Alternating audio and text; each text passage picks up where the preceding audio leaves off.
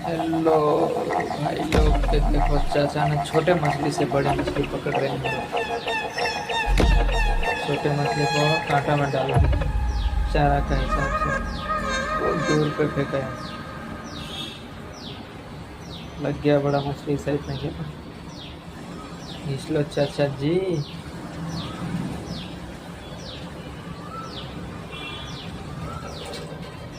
देखते हैं क्या इतना बड़ा मछली है।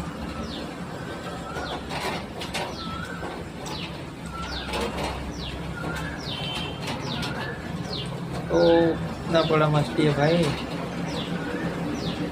बहुत बड़ा है।